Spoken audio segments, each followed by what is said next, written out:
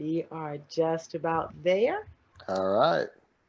I see it says the meeting is now streaming live on Facebook. Yes, it is. We are live on Facebook and I can see us. So we'll put the Zoom back up so we can see, and we'll trust that Facebook will do its thing in the background. That's how we do it. That's right. So I want to take just a few minutes to open the show with an introduction. First, I'm Stephanie Wilson-Coleman, the Empowerment Doctor, and you're looking at the segment of A Sip of Inspiration. And on my show, I try to bring all up-to-date information and information that we can use in our lives in order to have a better life experience while on Earth. Today, joining me is Dr. Jonathan Johnson, known as Dr. Wounds. I think that is incredibly interesting. Definitely, definitely. So thanks for taking time out to talk with us in my audience tonight in Yeah. the midst of your busy schedule. So tell us a little bit about you and how you got interested in wounds. Well, I appreciate you having me on, Stephanie. Appreciate everything. And so, I'm Dr. Wounds, Dr. Johnson. I focus on taking care of patients that have issues with wounds. Our primary practice is we focus on wound care in nursing home, long-term care. We also help out patients in our office, and we also focus on patients that are remote. So these are the telemedicine patients or patients that are not necessarily in our office or in long-term care, but we can also help them out with any wound activities. And, I got interested in wound care or became interested in wound care during my fellowship in New York. And I was basically the go-to person in the entire hospital for wounds and, developed a real passion for it and turned it into a career. And here we are today. So generally people there's something calling out to them, and it's actually this wonderful thing. So how Mm. did you and the wound care specialty connect? So great question. So my background is plastic surgery. And what we do is we focus on the aesthetic side and the reconstructive side. And what really drew me to wound care is number one, working with the geriatric population, which I love. And number two, working in the long-term care sector of health, because I think that it's underrepresented as far as providers are concerned, number one. And number two, sometimes a lot of these patients are kind of just put in nursing homes or long-term care facilities and forgotten about. And the staff and the administration do an excellent job to try to make sure these patients are okay. But we round weekly in our nursing partner facilities, and we want to make sure that the patients are doing okay. So it's been a passion of mine as far as healthcare for multiple years. And I serendipitously kind of transitioned into the wound care space and love it, and been in it ever since 2010 when I finished up my fellowship. Ah, so you don't miss tummy tucks, huh? Well, so I never really started in the very invasive plastic surgery. A lot of people have the misconception that plastics and general surgery is all about, the nip tuck, the Mhm. shows, all the TLC reality. But really, it's about reconstruction and making people feel great about themselves and fixing some of the problems that they see. And that's what we do in wound care. Like I said, we do that in the office with some of our scar revisions, and we also focus on taking care of patients that are in the long-term care facilities so that they can have, a somewhat normal life as they live out the rest of their lives. So what special certifications are required for this specialty? So you definitely have to be board certified in wound care. So I'm board certified by the American Board of Wound Care Management, which is a certification that wound care specialists focus in. And so I've been board certified for, wow, at least 6 or 7 years now. I actually have my recertification in 10 years. So it's going to be coming up pretty soon. And so those are the qualifications that you need to have on Mhm. paper. But I Okay. think we really get caught up as providers, and specifically in the healthcare field, is where someone went to school and what are their board certifications, and all that is very, very important. But wound care, you know, a lot of what we do is about compassion, about communication, and about understanding your patient and how to help them as much as you can from a wound care standpoint. What are some of the more common wounds that you find? So typically, the most common wounds that we typically see in our long-term care facilities are pressure-based ulcers, because a lot of our patients are immobile, they have comorbidities, they don't have the ability to really take in nutrition, which helps their body heal. And as we age, our body doesn't heal the same way we would like it to heal. So those are some of the issues we typically see as far as wounds are concerned in long-term care.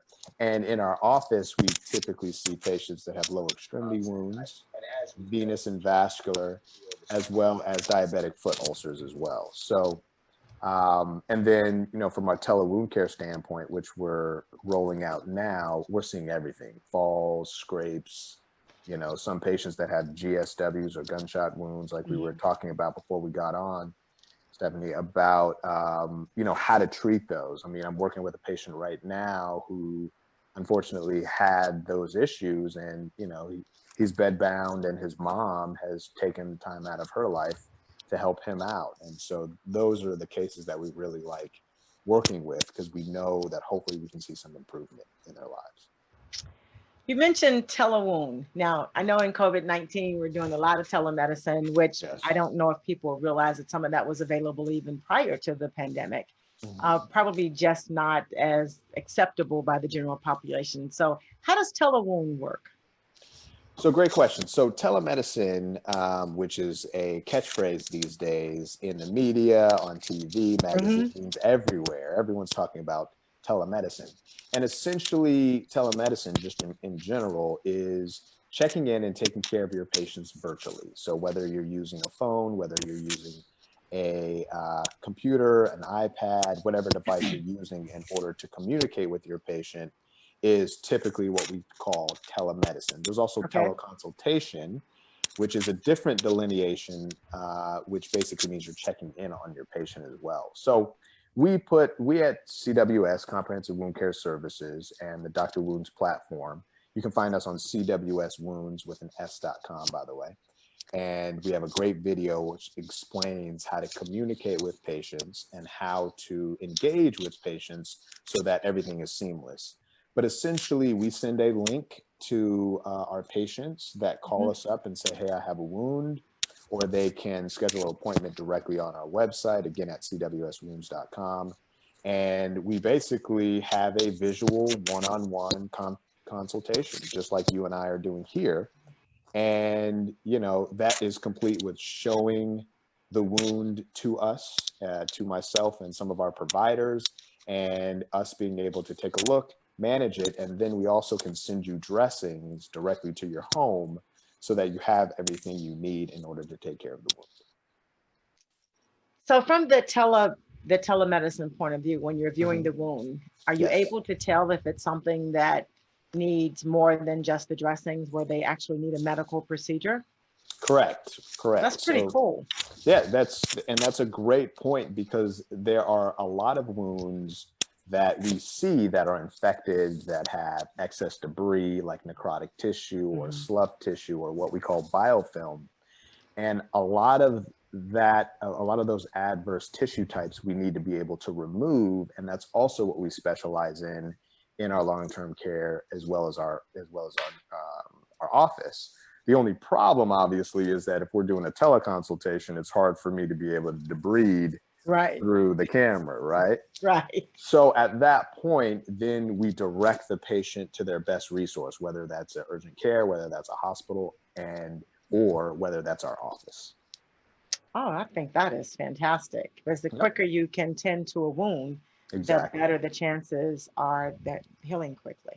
Correct. Yep. That's the entire point of tele-wound care with the Dr. Wounds platform. And, you know, we've partnered with a couple great third-party platforms, and we've kind of implemented those quick access buttons on our website, or what we call bots on our website, which you can schedule directly with us, and we can take care of the wound and take a look and tell you exactly what we need to do to fix it for you. When should a person know it's time to call a wound care specialist? Because sometimes Mhm. everyday regular people just wait too long.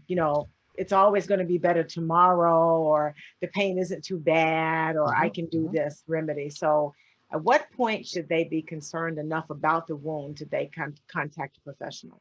As soon as you see it.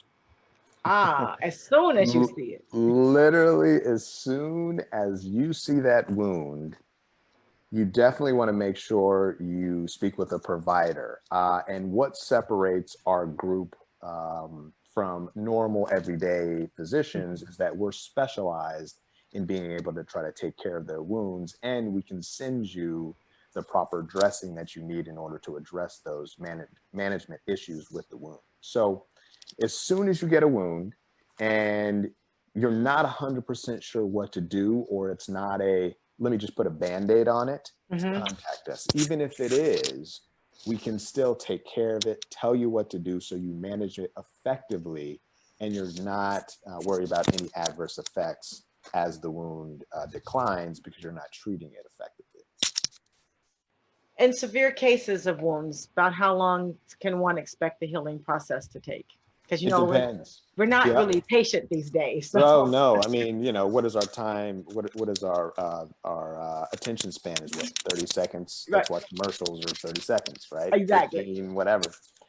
So typically, it depends on the body's overall age. It depends on the patient's comorbidities.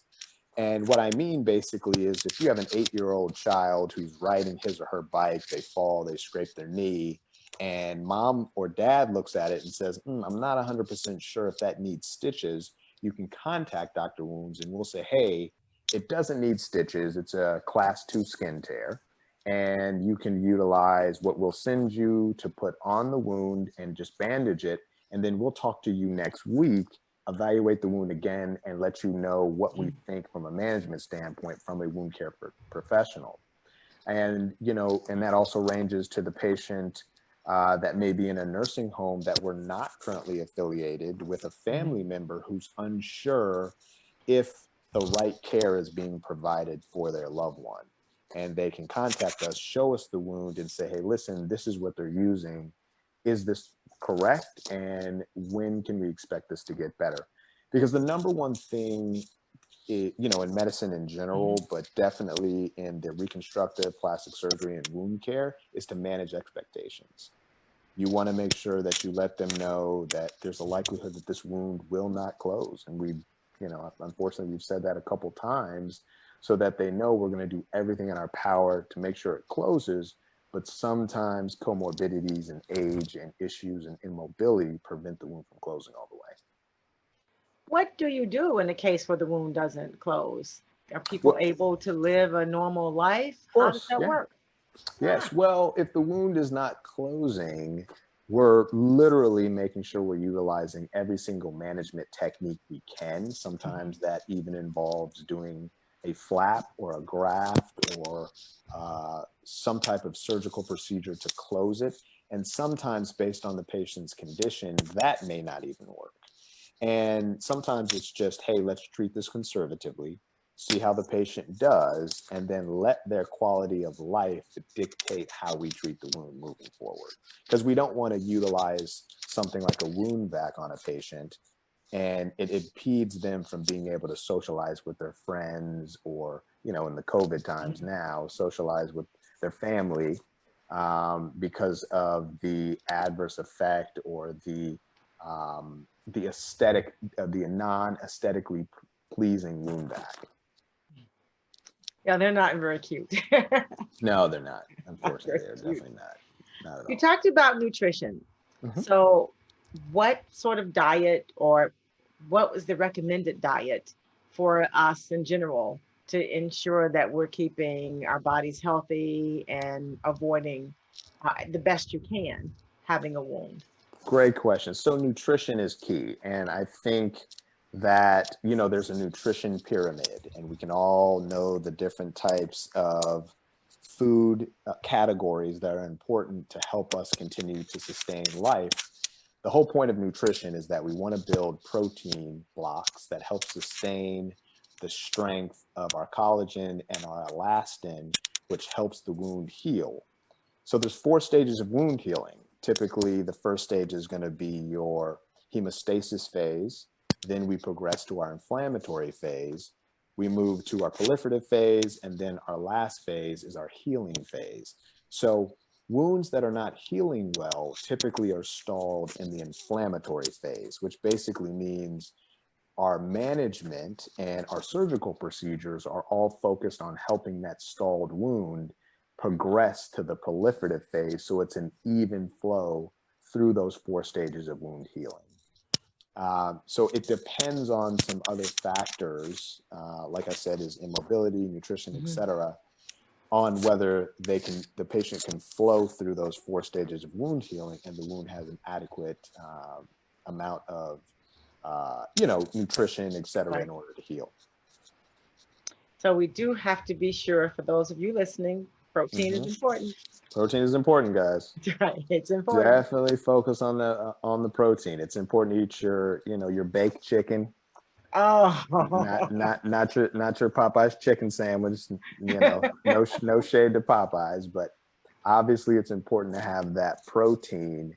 But also healthy eating is key too. Okay. Because we want to make sure that we're giving our body the best chance to be able to heal, and a lot of that is composed with the right amount of fruits, vegetables, protein, and all of our minerals in order to sustain our metabolism, so that when we do have those injuries, we have the ability to heal.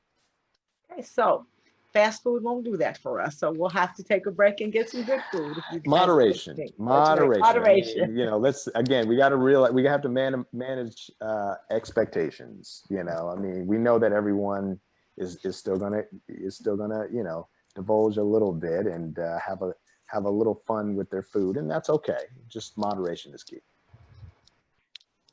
So do you work with both adults and children? Correct. So we work with all ranges of patients. And I mean, when I was doing my fellowship, we focused on sometimes the pediatric unit. We saw a lot of burns. We saw a lot of falls, a lot of scrapes, a lot of car accidents with degloving injury, which basically means the skin was totally removed from the underlying soft tissue. And so we have to suture it back on.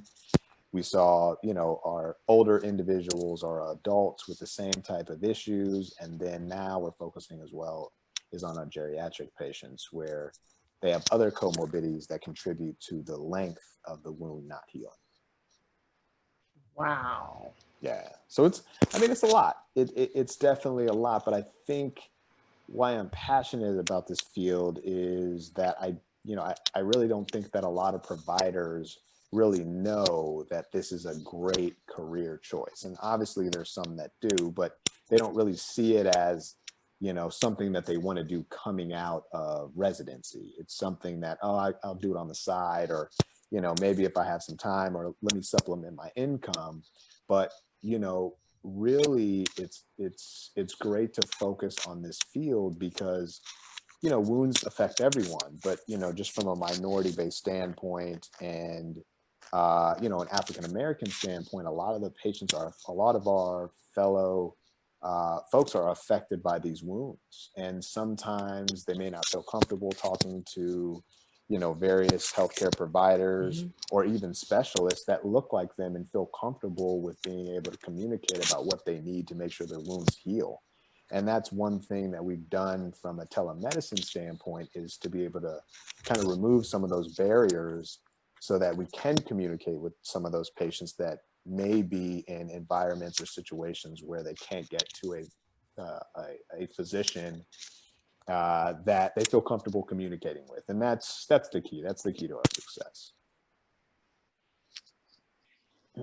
Gosh, this is a lot. So I know technology has done wonderful things for all fields. So Correct. Have you seen medicines and equipments improve as a result of some of the advances in technology? And have you seen, because of this, have you seen wounds even healing a little faster than normal?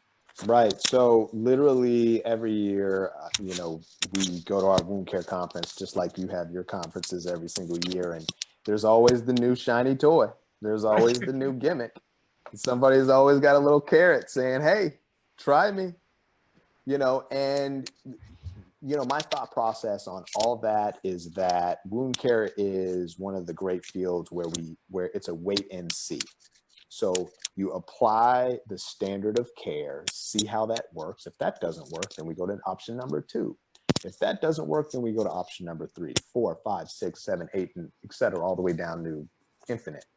And technology has changed a lot because it's allowed us to be able to visualize the wounds, to digitally be able to manage the wounds and assess the wounds. They have the digital markers now where it measures the measurements automatically for you and inputs that directly into your electronic medical record. And then that kind of gives you the specifics of the tissue type. Is it red? Is it yellow slough? Is it eschar, which is a blacker, drier look? Is it necrotic? And it's not perfect. These systems are by far perfect. Not perfect right now, but they're getting to the point where it's an excellent tool in your toolbox, is what I call. But it should not replace the provider's interaction and communication with the patient, because I still think that that's key, and that should be the whole base of why you practice medicine in general. But those tools from a tech standpoint help you assess quicker and at a higher rate, so you can positively affect patients also at a higher rate. Fantastic. What about medications? Do you find that they have fewer side effects than before? Or was your industry ever affected by some of the side effects with medication? So medications in every single field, every single industry, as you know, are going to have side effects. I think the most important aspect of when you're utilizing medications is, number 1, read the fine print. Number 2, focus on what the label is saying. You have to understand the research. And that's why it's critical to continue your medical education. You have to do your CMEs every year to make sure that you're staying up on some of those changes. And a lot of what we're treating patients with is more topical than oral, like the majority of other, physicians. Unless there is an infection, then we can use oral or we can use IV. If it's something that's progressive and systemic, then obviously we're going to be moving to a different route of being able to deliver medication. But the majority of what we do from a wound care standpoint is topical. So we're observing the skin. We're making sure there's no allergic reaction. We're making sure there's not an adverse dermatologic issue. There's atypical wounds that if you debride or apply a certain management, sometimes the wounds get worse, which then tells you to biopsy. Let's rule out cancer to make sure it's not an issue related to, squamous cell carcinoma, basal cell carcinoma, melanoma, et cetera. So I think the most important thing is to focus on your standard of care, understand the medications that you're giving, and stay up on all the research and the medical education that goes along with your standard of care in your practice. Now, with the internet, Dr. Google? we have all kinds of natural healings. Did you say Dr. Google? Yes, Dr. Google. I don't know. Dr. Google. I don't even know. Some people. That's what they call it. They call it. Listen, they want to know, is this Dr. Google? That's like, right. Listen, Dr. Google did not go to medical school. That's right. So, and Dr. Google tells you 100 things you can do. So. There you go. There you go. Of course. Of course. So how much of that do you really use? So again, I think that the internet is a tool in the toolbox of a lot of providers, because it helps us teach, educate, and explain non-heavily medical information to patients. Okay. It by no means should replace the clinical diagnosis, management advice, or implementation that your provider should be giving to you. But it does help to steer some of our patients to being less anxious and having less questions after we interact with them. And it also helps to formulate a positive conversation with the provider so that we can educate them on what is correct in our field and what is not correct in our field. Fantastic. So as you guys are Googling things and asking Dr. Google, Mhm. just sort of take notes. And if you have questions, be sure you ask the board certified Oh doctor. yeah, no, definitely. I That's mean, right. I've had patients, family members that have come in with a whole list of information that they got from the internet or that they received from the internet, and we went through all the questions like, well, this is what I heard. Do I put hot sauce and mix it with mayonnaise on the wound because that's what the Geechee Gullah people did? I was like, no, Yeah. let's not do And that. don't forget the honey now, because you can And, mix it with and it. the honey, It's all because over the internet, right? Tutankhamun did it back in the day. No, Right. just listen. Let us direct you on what is the standard of care. And, then if all else fails, using different type of remedies, is definitely an option. I mean, we are trying to make the patient heal and feel as comfortable as possible. So let's not rule out everything, but we obviously have to make sure we weed out the completely ludicrous thought process. And no offense to the Gucci Gullah people, I was listening to a podcast today and they were talking about the Gucci Gullah people, so That's right. it, No it stuck offense. in my mind. South Carolina, stand up, That's South right. Carolina. I had a doctor that asked me once. He said, "Okay, so tell me what you think it is, because I know you. I know you've been on the WebMD, you've been Uh-huh. on the internet, and Yep. you've talked to at least 20 friends. So There what you do go. you think it is? Let's There just you get go. that out of the way." 100%. Yep. And that's how it goes. That's exactly how it goes. I do think that it, as you said, it helps people become, I guess, more vested in their own health care and their own issues, and Yes. they know what questions to ask. Because a lot of times we go to the doctor and get the white coat syndrome, and we're afraid to ask a question Right. until we leave, of course, and then we say, And then, I should have asked this. and then you call the office or email, and Right. then, you got to figure out when you're going to get a response to that. It's all that. So I was doing a little bit of research, and even in the care of my our loved one that had a Mhm. wound, Okay. we constantly heard that a lot of the procedures, I guess, Mhm. that were currently being used now were as a result of battlefield medicine. So how has battlefield medicine helped you in your field?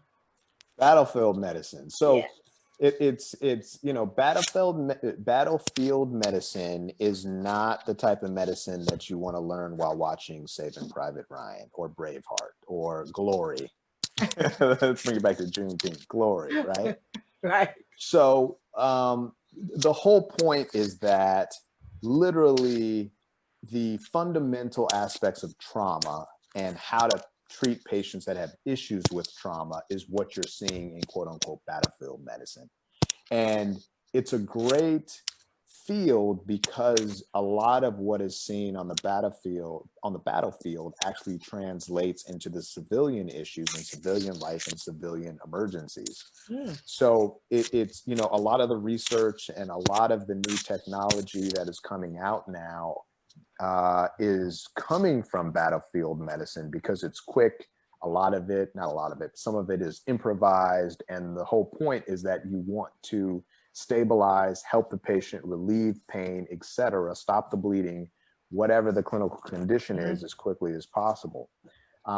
There is what we call hemostatic powder that was developed on the battlefield. And there's, basically you put this powder onto a wound or onto an unfortunately amputated limb, and you can help stop the bleeding with the powder while wrapping it and applying compression and hemostatic pressure, etc. And then also everyone's also talked about the belt, which you've seen in most movies when people are pulling the belt around the femoral artery to make sure that the patient doesn't exsanguinate, or other areas as well. So it's a symbiotic relationship between the battlefield and civilian trauma medicine. And the great thing about wound care is we typically see patients after that, and then we can kind of say, hey, I think this is the best way to go and what we can do to make sure that you can have an independent functional life. What do you find most challenging about the work that you love to do? Well, The main aspect of our practice and kind of our side mission is improving access to care for Mhm. minority and underserved communities that face issues with wounds. So that's kind of our mission, and it's kind of my passion, trying to figure out a way to treat wounds in those specific communities that have issues with social determinants and systemic issues based on healthcare and social problems, and how we can access those patients and treat those patients and help them. And that's why we transitioned a lot of our practice to the new arm, which is the virtual side of Dr. Mhm. Wounds.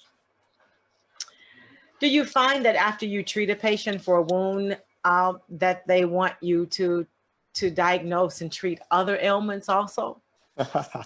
Well, Because I don't generally, know. when you have that relationship with a doctor that you trust, Mhm, and that's one of the problems in in the African American community, even mhm, me, it's mhm, like I'm mhm. really particular about who I trust. There you go. So, have you found that to happen to you?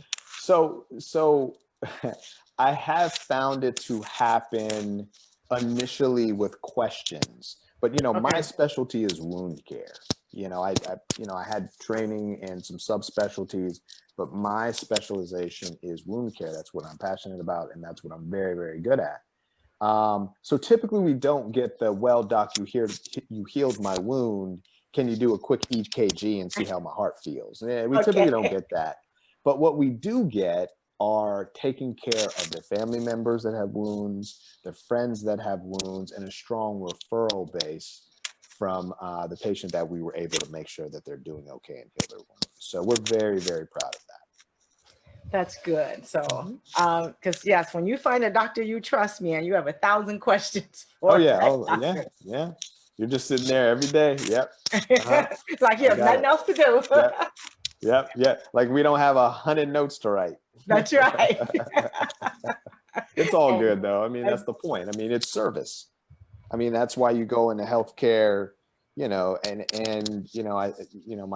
my parents, I was blessed to really have them as great resources in the healthcare field, and service is key. I don't care what high-end school you went to and how much training you had, and you can operate on your head on the moon and do a triple bypass or whatever.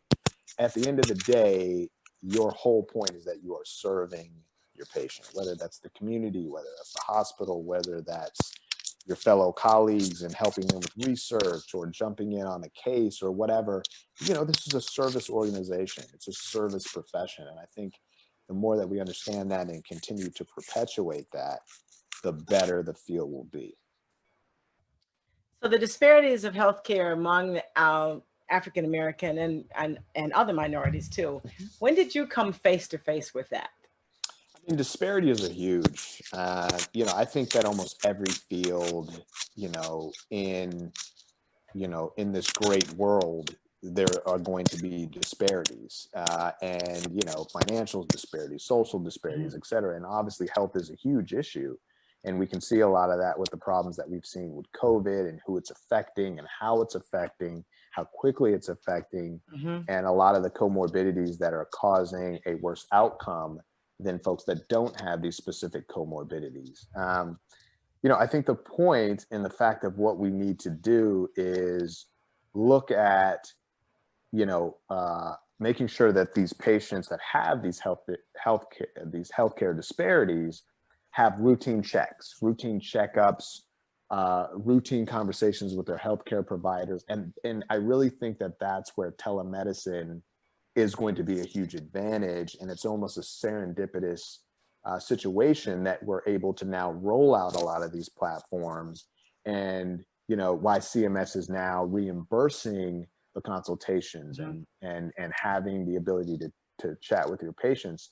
um, you know Health disparities are everywhere. I mean, I've seen them since I was young, and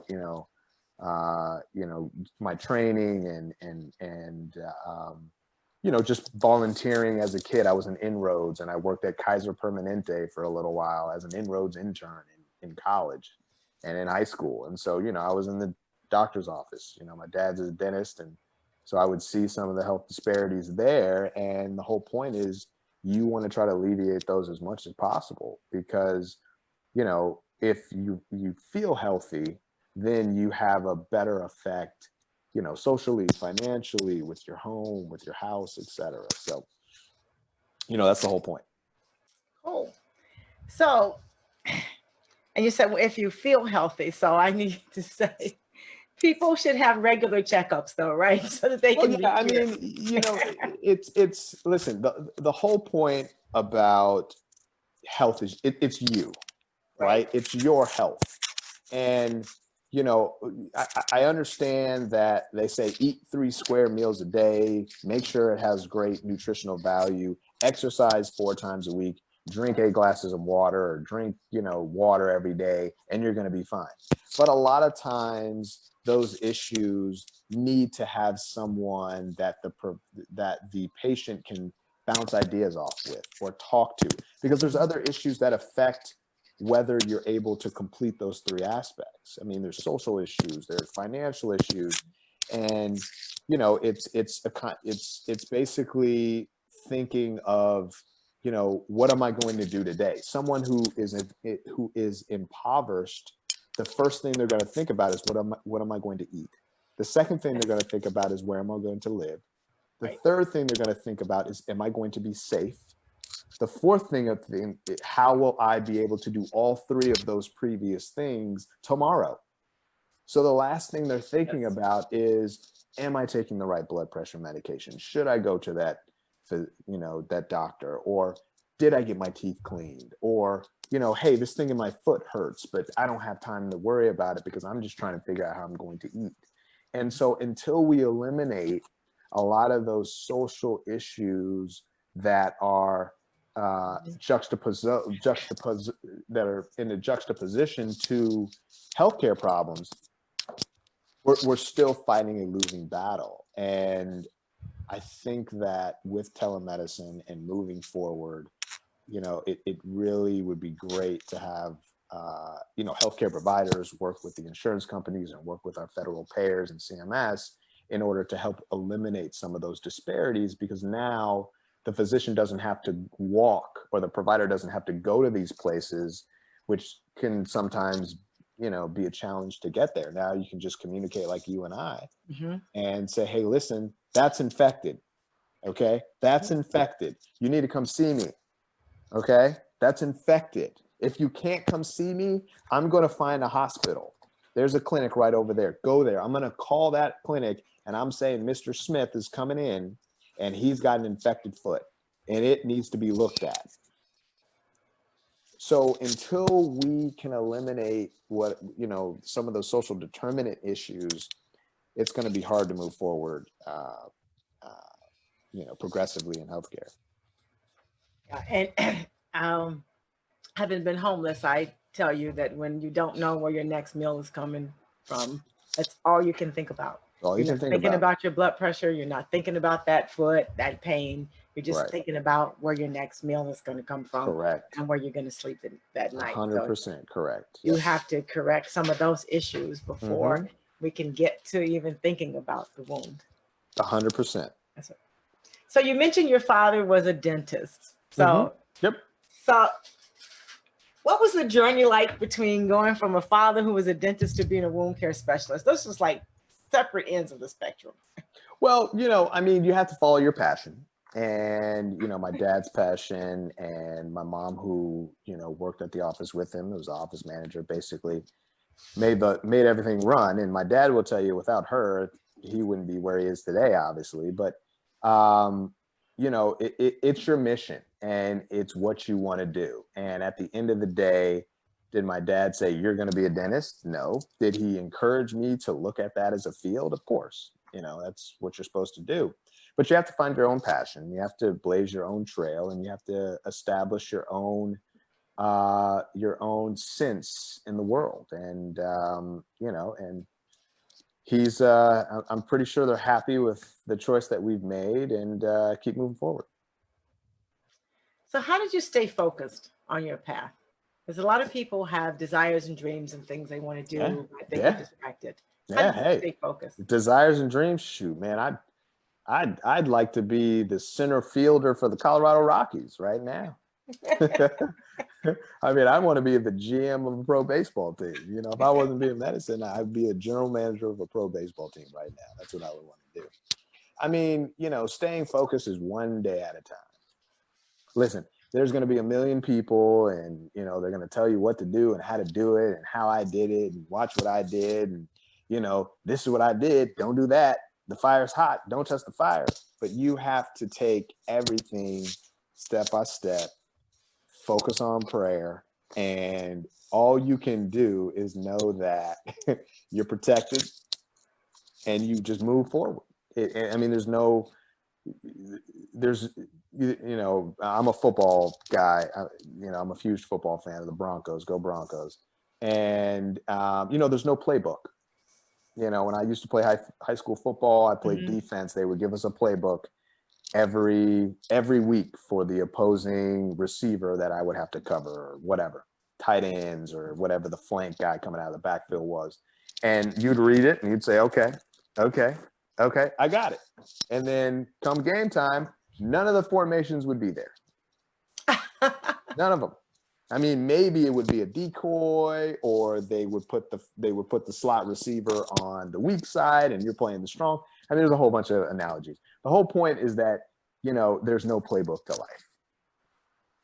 So you have to take every day and win that battle, and then take the next day and win that battle. Some battles you're going to win, some battles you're going to lose. But the point is, you just keep moving forward. Do you have a favorite prayer or affirmation? I just say, through all things, you know, Christ strengthens you. And it's 100% real and important that, you know, you just have to take a step and trust that he's going to be with you. And that's it. That's all you can do. You just take that step and keep moving forward. Was there any time you wanted to quit? Oh, yeah. Okay. About an hour ago. No, I mean, listen, if you want to quit, then this is not for you. I mean, this, you know, running your own practice and running your own business. And, you know, as I'm sure a lot of different people out there with a lot of different type of businesses that have way more experience and been doing this longer than I have, will tell you that there's going to be good days and there's going to be bad days. And, you know, you're not running a business, the business is running you. So, like I said, you know, there's going to be obstacles, there's going to be wins, and there's going to be losses. You just keep moving forward as much as you can. So is there a next big thing for you?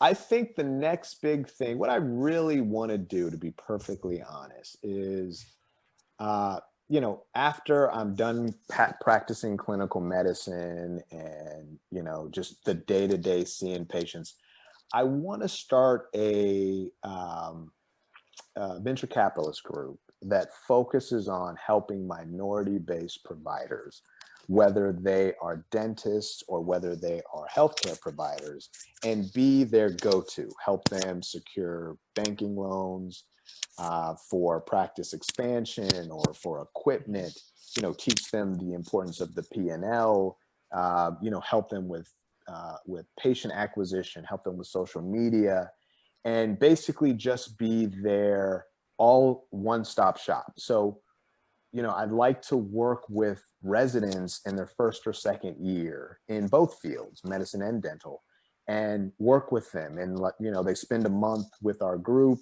They understand the business. They understand the difference between having your own practice and working with a larger group, and, you know, working at a hospital versus starting your own, and understanding territories and the importance of owning the real estate that you actually practice in, because a lot of times that's your bank and that's your ability to grow, you know, as you progress in your field. And, you know, a lot of that is not taught in general, but definitely to minority physicians, it's not taught. So, you know, just having that education and being able to kind of, you know, work with physicians and dentists that are interested in taking the risk and stepping out on their own and building something that they never thought that they could get to is really my ultimate dream. Oh, that sounds fantastic. One day, So, yeah, one step at a time, one that's right. step at One a time. step at a time. Yeah. So, in your practice, what was your most challenging case? Oh, wow. Most challenging case. Typically, my most challenging case is going to be a young individual with multiple traumas, car accidents, gunshot wounds, where they're immobile and they have wounds that aren't healing. And not only do you have to treat the wounds, but you have to also focus on the social and the psychosocial issues, the financial issues, and just the fact that they were probably at the prime of their life, and an accident happened, and now they're sitting in a nursing home or they're in a wheelchair and they've got a wound, and they can't go out and hang out. They're worried about how it smells. They're interested in forming relationships, but they feel like they can't because of this hindrance. So a lot of times those are our most challenging cases, just not even from a clinical standpoint. It's more just treating the whole patient. And that's the point of being a provider. I mean, it's the continuity of care and the overall care that you provide to the patient. Tell us about a time when there was a healing that you were just excited about that occurred. What's been the No, most exciting thing? every week, to be perfectly honest, every week, because we see a patient that we heal, that's doing better, and the whole point of what we're doing is making sure that that patient continues to stay healed. So we see this weekly. Definitely see it. I think our practice, since its inception, we've seen close to about 4,600 patients, 4,600 encounters, close to almost 5,000 encounters that we've seen, and we're very proud of being able to take care of that many patients. That's fantastic. Now, given your love of sports, have you been able to treat any athletes?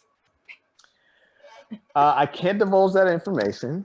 I know you can't tell me who. I can't divulge that information. We have taken care of athletes that have had issues with wounds in the past. Yes. I can imagine they would have a lot. They're so physically active till sometimes you don't even know you have them until you have them, right? Yeah, I mean, the majority of the majority of the professional athletes have physicians that are the team doctor or the team physician that they initially go to, and then if there's an issue or a problem or something that needs a little bit more of advanced specialty, then they call us. Cool. Yeah. So, as we were talking a little earlier, you're about to become a father again. So, oh yeah, your first child going to be a doctor? Yeah, whatever both of my little daughters want to be is fine with me. The only thing I will make sure they don't do is date a musician, and then I'm good. Just don't date a musician. Nope, not gonna happen. Not gonna happen. You don't have a choice. It ain't happen. You don't have a choice. I'm sorry. It's just not gonna happen. See, they're probably gonna see this. They're probably gonna see this in 10, 20, 15 years, and they're gonna be like, Daddy, he plays a guitar. I'm like, I don't care. Oh yeah, listen, I don't care. Yeah. Maybe it's Stevie Wonder era. What can I say? He plays the minor chords better than the major chords on the piano, Daddy. Okay. He plays the trumpet. He's like Miles Davis. No, definitely not. I've seen that documentary. Come on now. No, I'm just kidding. I mean, listen, you just got to love them and let them go through life and be there to hold their hands and be there for them to bounce questions, ideas, and, they're going to have to make their mistakes and learn from them just like everybody else. It's the way the game goes. My last question is, what is it about wound care that literally feeds your soul? So I think the whole point of wound care that definitely feeds my soul is when the patients heal, when we heal our patients and they just say thank you, or sometimes our nursing home patients are non-communicative. They've had a CBA, which is a stroke, or they've had issues where they can't speak, but just knowing that they don't have to see me every week because that wound is healed. Because half the time they think I'm a grandson and they're watching Maury Povich and they're like, who are you? Or like, I just saw you last week. It's just kind of the way the game goes. But, listen, it's a job, not a job, it's a career and it's a passion and it's a field that is service. And as long as you see it like that, you wake up every day and you do exactly what you have to do. And if you're rewarded, great. And if you're not, it's service. That's fantastic. And that is a great That's the attitude. point. That's the right. We're point, all so. put here to be of service Of and course. to help each other. Of course. Yep. Definitely. Oh, is there anything you want to leave us with so that we can think about this and we're remembering to take one day at a time because we're falling down in our own fields? I mean, listen. I mean, I think that, there's been a lot of social change and unrest that we've seen right over the last, just in 2020 in general. And I think the most important thing is you just want to focus on getting up every day, putting together the list of the things that you have to do and check them off. There's going to be the positives and there's going to be the negatives, but your goal is to make sure the positives outweigh the negatives. And sometimes the negatives are going to outweigh the positives, but you got to stay mentally focused. Now it's a mental game more than ever. We've seen, the social causes, obviously, that everyone knows about. And it's a mental game because they can't physically destroy you unless they mentally destroy you. So if you focus on maintaining your mental strength and moving forward every day in a positive light, you've done your part. And you can't control what you can't control. So how do you start your day? Do you start with a prayer or silent? I mean, wake up every day. Definitely say a quick prayer. Thank him for everything. Kiss the wife and head off to work. And I'm a huge fan of a podcast called Stuff You Should Know. It's a great podcast. The two guys are Josh and Chuck, and I'm not pushing their podcast, but it's a great podcast and it enlightens. I learn a lot from them, and it's great to just kind of zone out and learn a different concept and then go back to medicine because it's so, mentally intensive and studying and everything, but, just whatever your routine is. And I'm not saying you have to do what I do, but whatever your routine is, you just want to formulate a plan to continue to do that because then your body gets used to it, you get used to it, and it helps you progress through the day. So I'm sure you have a routine. What's your routine? I do a 7 o'clock prayer call with some friends that we've been doing for years. Wow, a prayer call, 7 o'clock? Y'all up that early? Yeah. Y'all up there early? Ain't sunrise service. Y'all still up there early? I know, that's right. I tell you, good thing it's a phone call and not a video call because it is early. So, okay. All right. You got a prayer call. I got you. Yeah, I do meditations, some quiet time. Lately in the pandemic, just some walking and just sort of out in nature, which I find I really like. And then I do yoga. That's all you can do. Right. That's all you can do. I know I can win at yoga. I can win at walking. So if I didn't win anything that day, I have some successes in the success column. There you go. It's just waking up every day and find what works for you. And that's the whole point. I mean, it's figuring out what works for you. And the more you do it, the better you are. That's it. That's right. Well, I want to thank you for joining me today. This is of course a great conversation. And there's my timer. There's your timer. Listen, anytime you want to chat, there's a whole bunch of things we can chat about. So, but definitely access to healthcare for minorities is something that, we can have another chat about that and bring in some other folks because that's something we're definitely passionate about. But yes, I do access to healthcare with Dr. Ronald Wyatt, who talks a lot about that in some of his writings. So I was want to put together a panel to talk about that and how we approach the doctor and the conversations that we should have with our doctors. I know that sometimes that doesn't go well. So Yeah, I Reach out. fired a doctor because of that. So, Oh, wow. Well, yeah, there you go. hey, hey, Hey, hey. hey, it's service first. That's Service right. first. Service first. That's right. Service first. So thank you very much. And thank you for the viewers who are listening. I'm sure we've gathered some questions, and we'll, if there are ones that I need to send to you, I'll ask you to Yeah, of take a course. few minutes to answer those. So as I always tell my guests, I want you to, starting right now, I Mhm. want you to make today so awesome that yesterday gets jealous. I want you to find a heel worth taking, and I want you to take it. I want There you you to go. do it your way. Okay. And Mhm. remember, life is too short to drink cheap champagne. There So you you go. guys have a great day, and it's been real. I'm going to sign off, and I will be following up with an email. Thank you, All right, Dr. Dr. Wilson. I Stephanie. appreciate it. Take care. Thank you. All right, Bye-bye. guys.